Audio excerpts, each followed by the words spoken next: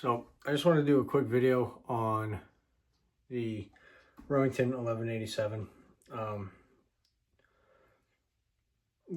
Recently I've been taking a lot of new hunters out, and they're asking me what a good, solid, affordable shotgun or a semi-automatic shotgun would be for duck hunting. And in my opinion, this is probably one of the best duck guns ever made. It's essentially a semi-automatic version of the Remington 1187, as far as I can tell.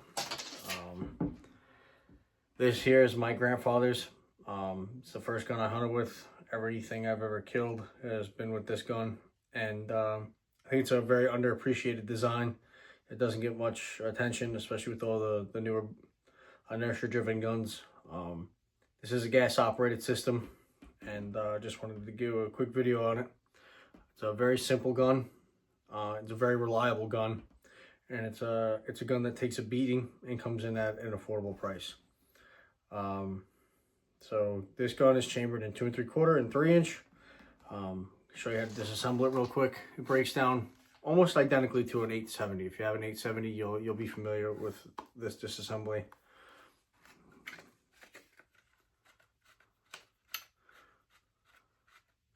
Undo your magazine cap. Slide your handguard off.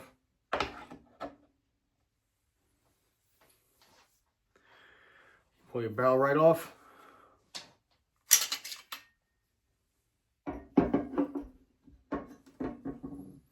You have your gas rings, which stack onto the magazine tube. They interface with each other.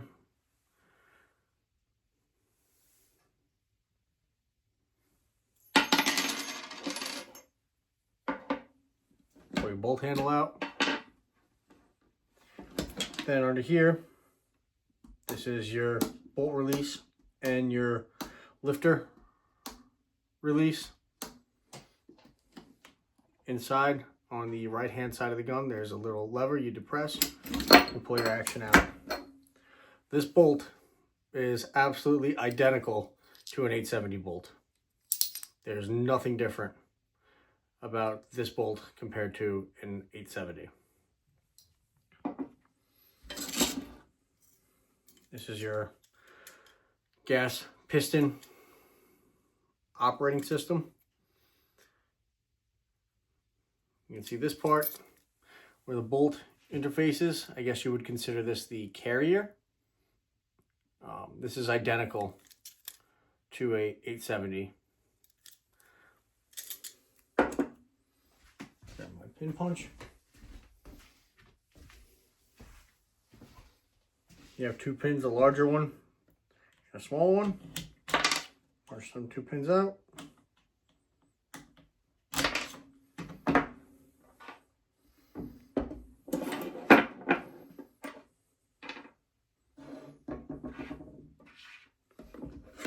Pull your trigger out. There's a lot of similarities between this and an 870. Your trigger grouping. Typical Remington safety just behind the trigger. And then in here, you have your recoil linkage that you just pull out. And that's all it is to it.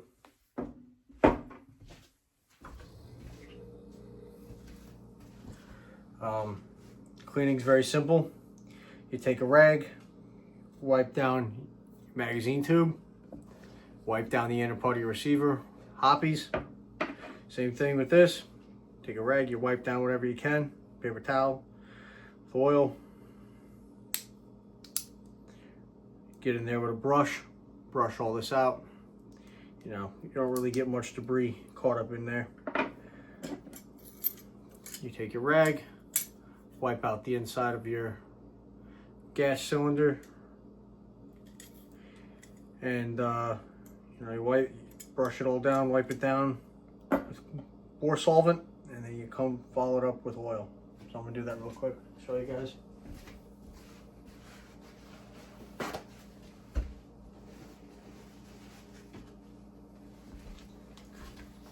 So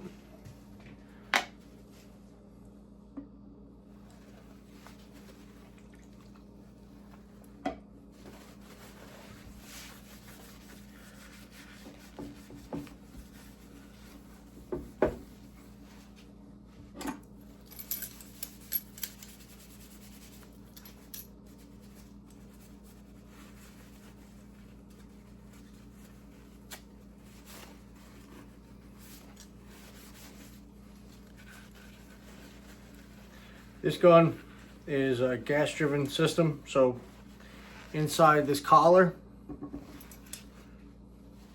there's 2 ports,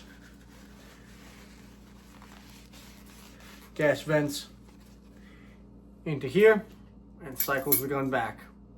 It's very simple.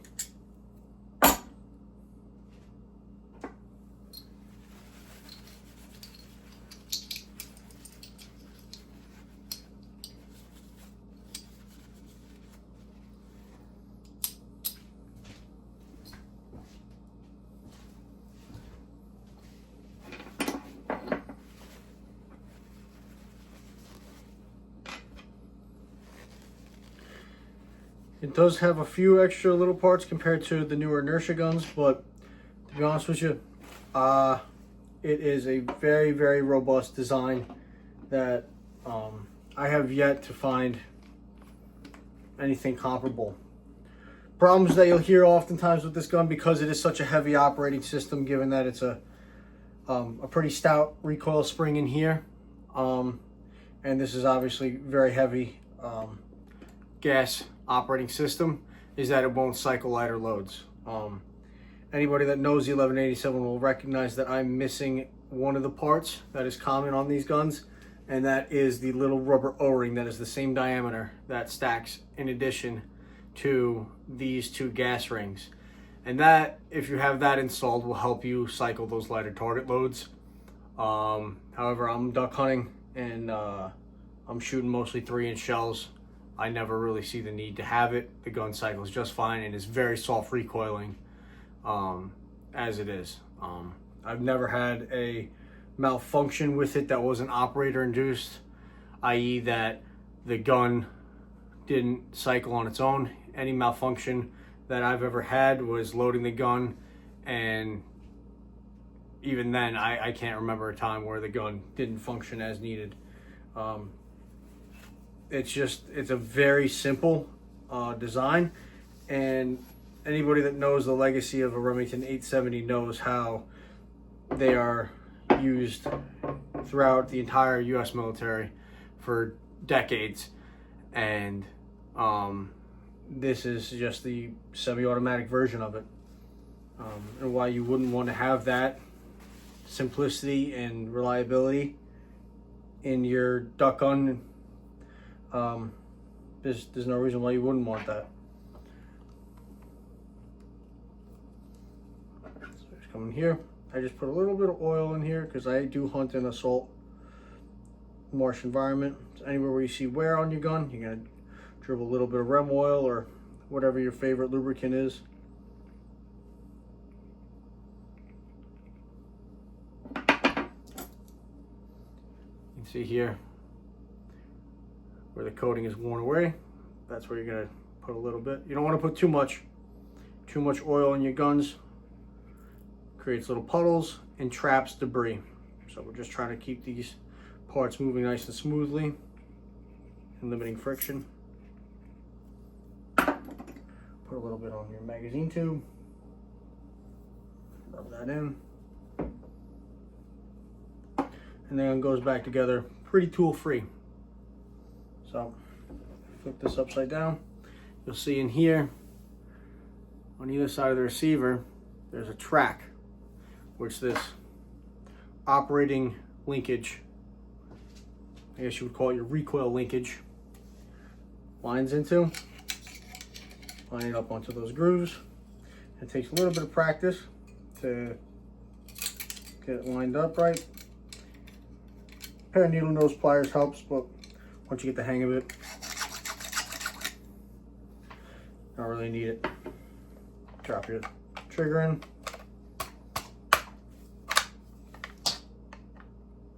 Line up your pins.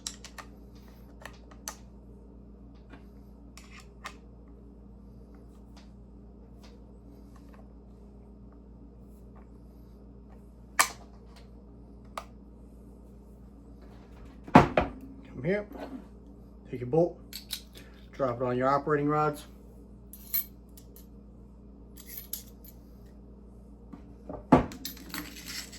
Slide down, just like when we were taking it apart. Reach in, pinch that little tab. Now she's in place. Now insert your bolt handle. Just clicks in place with a detent. And this is where you stack your two rings. Right on my gun, it has a little diagram, which you can see the order, and this you can see displays the little O-ring. So you would slide here on, and this is where your O-ring would go. And that just provides a little bit of a tighter seal for when you need that extra gas pressure when you're shooting those lighter loads. But like I said, I'm shooting heavy waterfowl loads, and she doesn't need it.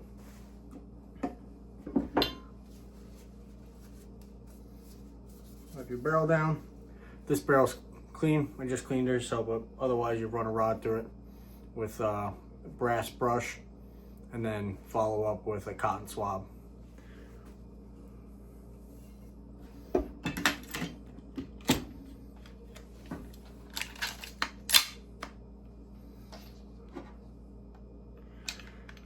And I'll just show you, this is how the gun operates.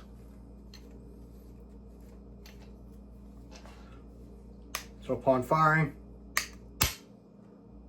hammer drops, shot goes out the tube. Upon passing this collar, there's two ports here that vent the gas down, create pressure here, and cycles your gun to go right back into battery. Loading the gun, everybody seems to complain about this. Typically on the newer guns, you have your bolt release on the side here. This gun will always lock back on an empty. And you press this button. That's how you send the bolt home. It's extremely reliable, extremely durable system, and you never really have any issues with her cycling except for those real light loads. But as far as a duck gun is concerned, this is probably one of the most stout designs ever made for a semi-automatic shotgun. I think its lack of popularity is simply due to the style of bolt release being underneath the gun. Many people complain that in order to load, it's kind of awkward because many people are used to just being able to push the shell right against the lifter and pushing it right into the tube. All it is just when you first insert the shell, make sure to guide it so that the tip of the shell depresses the button, and then you can slide it in.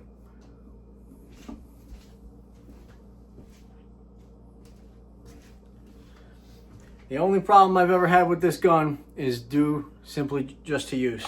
This was a gun from 1988, and unfortunately the original wood handguard, which are very hard to come by now, has unfortunately cracked on me, which I plan to replace after the season, or repair.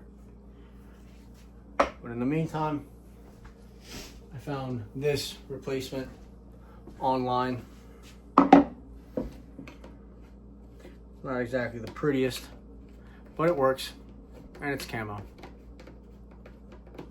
These guns can be bought online from anywhere to $600 to $800.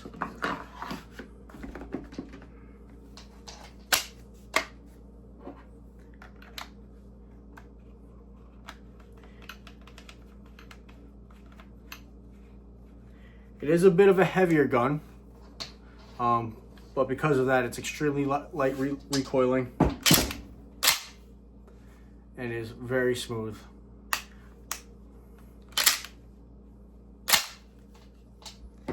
If you're looking for a duck gun That's durable, reliable. I can't recommend this gun enough.